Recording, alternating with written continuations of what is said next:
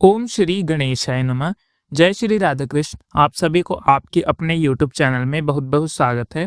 आइए आज आप सुनेंगे मार्गशीर्ष माह महात्म कथा में पहले अध्याय की कथा। मार्गशीर्ष महीने को जिसे कि अगहन माह या अगहन मास के नाम से जाना जाता है।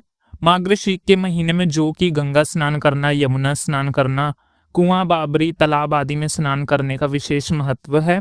इस महीने में जो कि भगवान श्री कृष्ण की लक्ष्मी नारायण जी की पूजा अर्चना करनी चाहिए। प्रत्येक दिन सूर्योदय से पहले उठ करके स्नान करना चाहिए और भगवान श्री कृष्ण का, भगवान विष्णु का पूजन करना चाहिए, क्योंकि ये मास विष्णु भगवान जी और श्री कृष्ण को अति प्रिय है। उन्हें संयम कहा है कि मैं महीने में मार्गशीर्ष माह हूँ, तो मैं जो भी मार्गशीर्ष महीने में भगवान विष्णु का पूजन करते हैं, मार्गशीर्ष के महीने में नियमों का पालन करते हैं, दान पुण्य का कार्य करते हैं, इसे भगवान विष्णु और भगवान श्री कृष्ण जी की प्राप्ति होती है तथा सभी प्रकार के पापों का नाश होता है, सुख समृद्धि की प्राप्ति होती है, अंत में भगवत धाम की प्राप्ति होती है।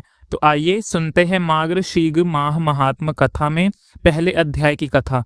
तो प्रेम से बोलिए भगवान विष्णु की जय, माता लक्ष्मी की जय, श्री राधा कृष्ण भगवान की जय, देवी देवताओं की जय। श्री सूत जी नवी क्षेत्र निवासी समस्त ऋषि बूंद से बोले कि हे ऋषि बूंद, प्राणियों के जगत अन्नदाता, भक्ति और मुक्ति के दाता तथा वासुदेव जी के पुत्र श्री कृष्ण के चरण कमलों में वंदन करता हूँ।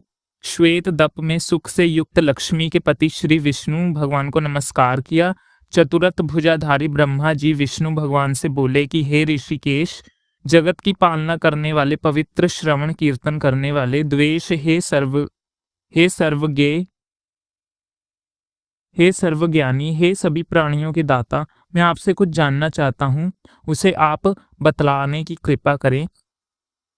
आपने पहले कहा कि मैं मासों में मार्गशीर्ष माह हूँ, इसलिए मैं उस मार्गशीर्ष मास का महात्म आपसे जानना चाहता हूँ। हे रमापति, मार्गशीर्ष मास के देवता कौन है, दान क्या है, स्नान किस प्रकार किया जाता है और इसकी विधि क्या है, मार्गशीर्ष मास में शेष मास में क्या करना चाहिए, भोजन क्या करना चाहिए, पूजन, ध्यान, मंत्र जप करने का क्या विधान है, अछूती, ये सभी मुझे बतलाने की कृपा करें। श्री विष्णु भगवान ब्रह्मा जी से बोले कि ब्रह्मा, आपने संपूर्ण लोक की भलाई के लिए बहुत ही अच्छा प्रश्न किया है, जिसको करने से समस्त कार्य करने का फल प्राप्त होता है। सूत्र समस्त यज्ञ करने से जो पुण्य मिलता है और सभी तीर्थों में जो पुण्य की प्राप्ति होती है, उन सब फलों की प्राप्ति मार्गशीर्ष मास के व्रत करने से होती है। तुला दान करने पर मनुष्य को जो फल प्राप्त होता है, उस फल की प्राप्ति केवल मार्गशीर्ष मास का महात्म्य का पाठ करने से हो जाती है। यज्ञ, देवता, अध्ययन, दान आदि तीर्थों में स्नान और संन्यास तथा योग जैसे उपाय करने पर भी मैं मनुष्य के वश में नहीं हो सकता हूँ। अगर वह उपाय मार्गशीर्ष मास में स्नान, दान, पूजा, ध्यान, मौन जप आदि करने पर मैं मनुष्य पर प्रसन्न हो जाता हूँ, इसी तरह से अन्य मास में ये उपाय करने पर वांछित फल नहीं मिल पाता है। मैंने तुमसे ये गुप्त बात कही है।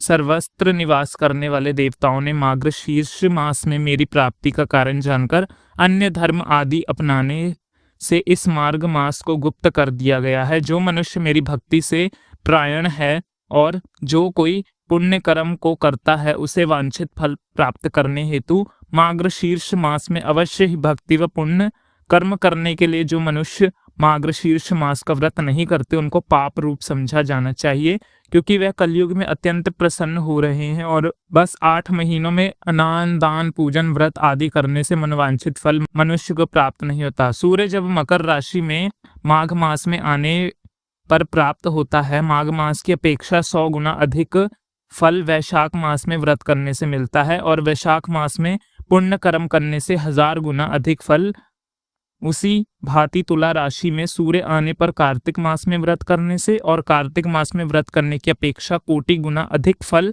वृश्चिक राशि में सूर्य आने पर मिलती है।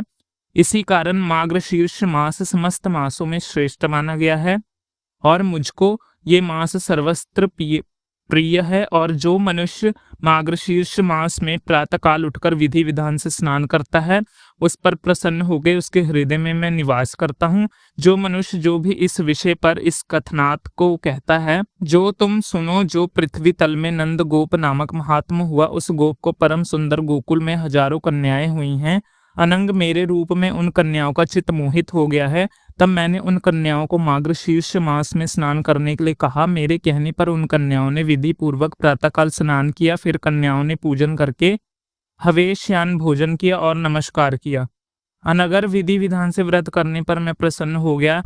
मैंने प्रसन्न होकर उन कन्याओं को वर के रूप में अपनी आत्मा दी और इसलिए मनुष्य को चाहिए कि वह यथाविधि मार्गशीर्ष मास में पुण्य कर्म करने चाहिए। इस प्रकार से श्री स्कंद पुराण एकाशति महात्म सत्याद्वैत वैष्णव खंडे ब्राह्मण विष्णु संवाद मार्गशीर मास महात्म कथा में पहले अध्याय की कथा पूर्ण हुई।